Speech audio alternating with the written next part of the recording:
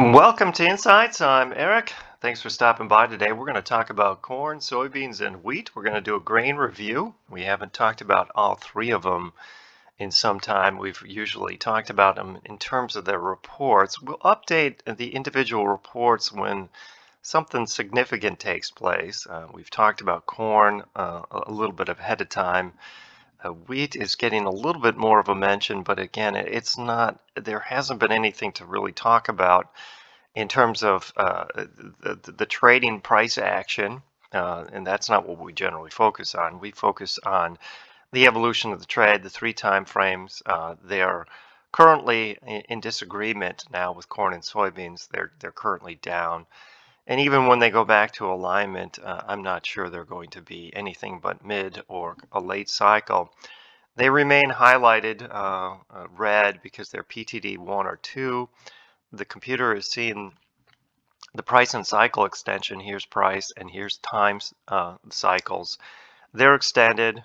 We can talk about more of these cycles in detail for longer term in the reports. Some of them are not as bad as they look.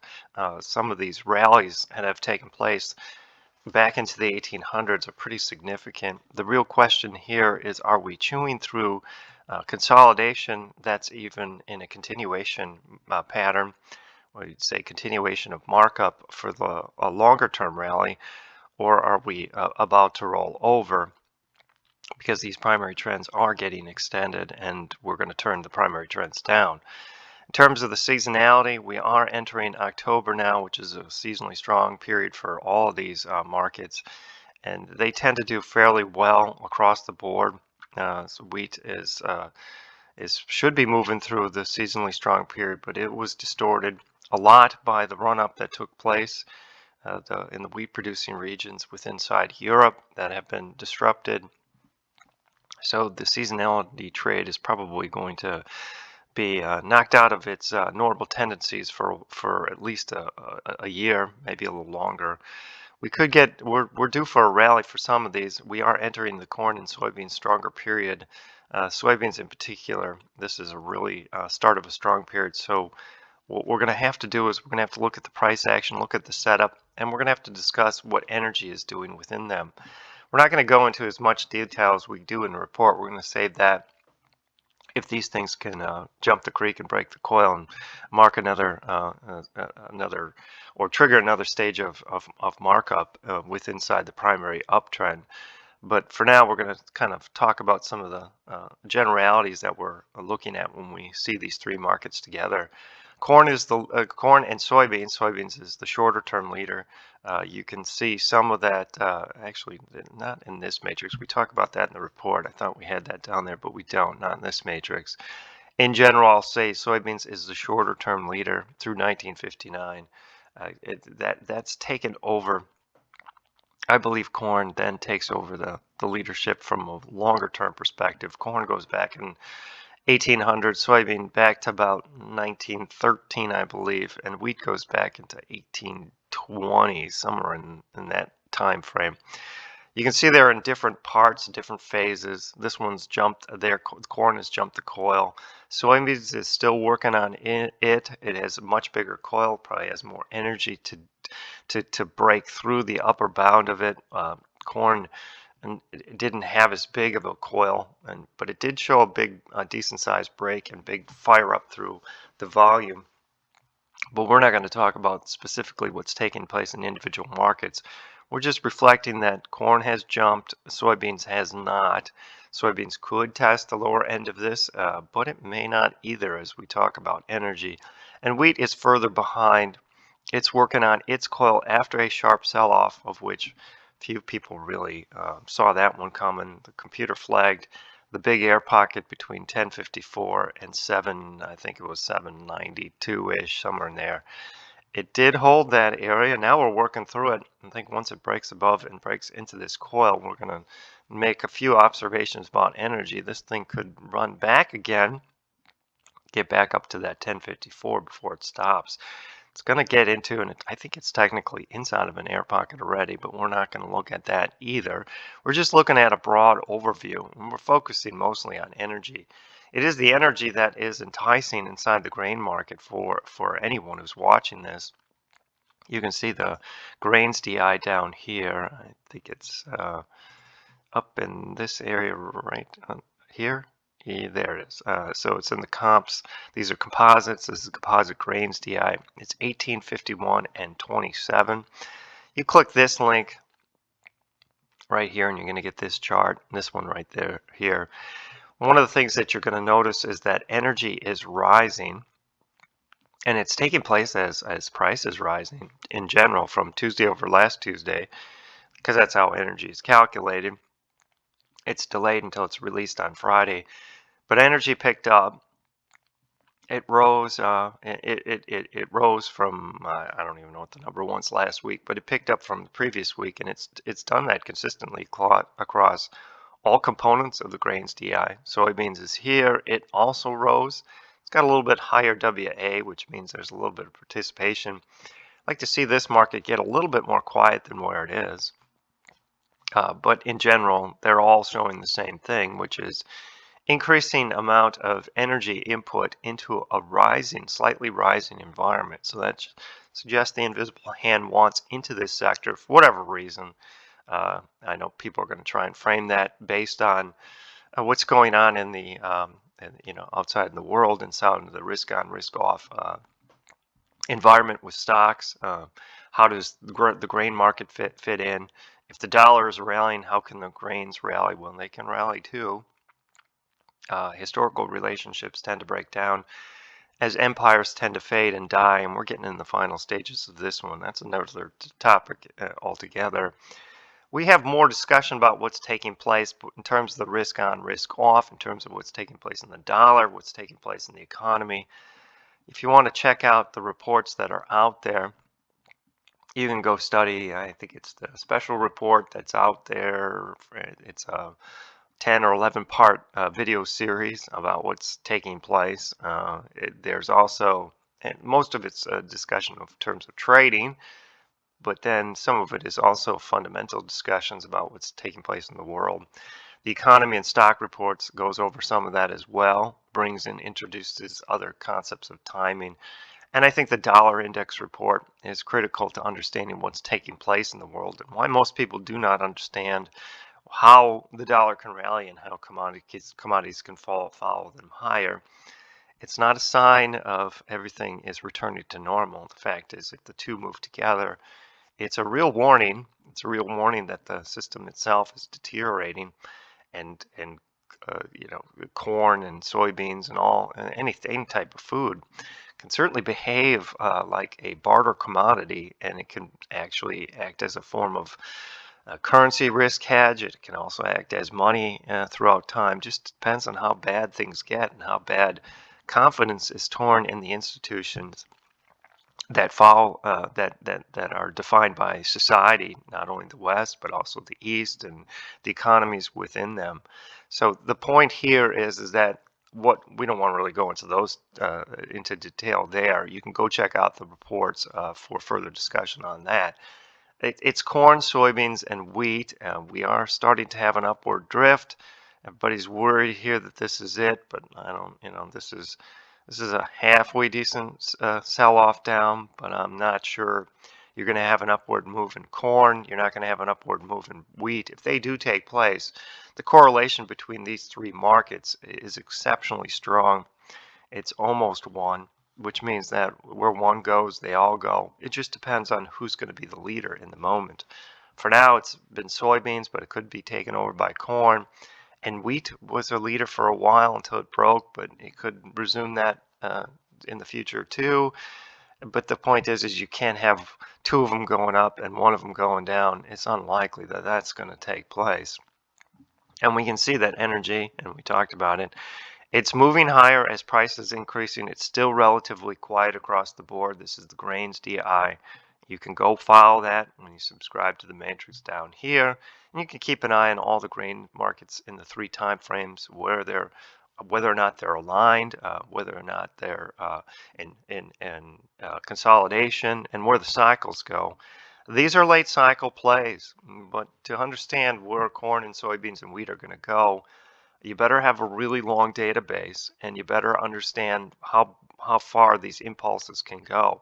These current impulses are 23, 25, and 25 months. They look like big returns, but they've gotten a lot bigger than this in the past. And this is a discussion that a world that doesn't look past much beyond 2000 is willing to really to talk about. But this is a complicated world, and this world has seen other themes like this in the past, where I can't say that history is repeating exactly the same, but it certainly rhymes. And if it rhymes going forward here, these numbers are going to be too. These are still they're not relatively small, but they can go higher than this, and these can go higher than that. So we're going to talk about that in the individual reports. But from now, we just really want to discuss whether or not the energy is there, and we're showing that it is. You can see it here in soybeans. You can always get the energy builds here from these DI2 columns right there. You click these links and you can see these charts we're talking about. This is the one for soybeans. I just pulled this one up because it's leader. But we also can study the Pro Index to find out what's taking place shorter term. These are updated on a daily basis. This gives you a different look of what's taking place in terms of the price action. It defines who's buying behind the scenes, whether it's public participation or it's professional participation, which is important. We use this in addition to the dollar or into the DI index, which is a measure of energy. And that measure of energy helps us determine whether or not you're going to push price higher in the future or push it lower, whether it's going to jump the creek or break the ice. So we study these pro charts quite often. Here's the pro chart for corn and the public chart within it. If you click those links that I just showed you, you're going to see price, pro index, public index. You see the large downturn. You see the rally here. It's a rally that's largely professionally driven over the shorter term. You're seeing more public selling than you are professional buying. That's usually a good sign. It's what you want. You rarely want to stand with the public. The public is notoriously bad at market timing. And so you keep an eye on all three markets at the same time. Soybeans is here, again, price chart, pro index, public index. The pro index rallied, prices rallying. Now it's coming down. The public really didn't play in this rally for much from here to here. You can see it's been a downward move. It's been a largely professional driven rally, which is a good thing as long as the professionals step back in and start buying again. So we're going to keep an eye on that, and that's for soybeans. Wheat, you can see the cascading sell-off that took place in the pros, and that's what drew the speed of the decline, whereas the public kept buying the news and the headlines of how bullish the Ukrainian wheat fields or the damage to them would be to the price, and the price came down. Now we're starting to see the professionals step in and buy again, driving price up. It's not really being participated much with the public, and that's a good sign. It's going to take a while to recover these highs. It doesn't matter if we recover the highs. What matters the most is whether or not professionals are buying and pushing this series higher with price or ahead of it. And we can see it within all three ETNs, which we track, that's exactly what the Pro Index is showing. An upward movement here, an upward movement here, and an upward movement here. So this is a professionally driven rally for the most part, shorter term. You want to see this continue more, but again, these are all rallies that are taking place within a pretty sizably aged or aging primary trends. They're both up over 20 months, and you can see them here. You can see the return structures. These are tough markets to go all in if you're a trader. You're holding the core position. We've held it for 23, 25 months down the line. We've held it for these gross returns that are sitting here. At this point, we're just looking for a reason to exit out. We are dragging our feet for an exit, even though their primary trend decline 2 and primary trend decline 1, which are phases in the evolution of the trade. If you subscribe to the matrix, you can click this link and study the 4 phases to understand the movement from an energy build, which would be considered a nibble, to a flip, which would first as a flip in progress, then a finalized flip, and then resets along the way. The computer is not going to recognize any more resets within the grain market because of the age of these trends. That doesn't mean that they won't happen. It's just if they do, we're not interested in playing them, or at least the computer's not interested in playing them because you're still riding the core position. This is the same core position that people are dumping in and out and trying to trade in and out, which is a difficult way to trade. I mean, and to invest. And it gets you second guessing. The fact is that these primary trends are still up, even though they're starting to age. But I've seen, and you can go look at the primary trends in the lead M here. You can go find corn, you can go find soybeans. Here's corn. It gives you the statistics of the primary trends. There's been 32 of them since 1959. They averaged 13%, which were well above the average, and this is a pretty sharp move. And that's why you have to really know a database that's much further than this, than the computer studies here. We look at those inside the reports, but what we also know is the maximum time. Maximum time that the computer recognizes within corn is 31 months. So we're only at about, I think, 23.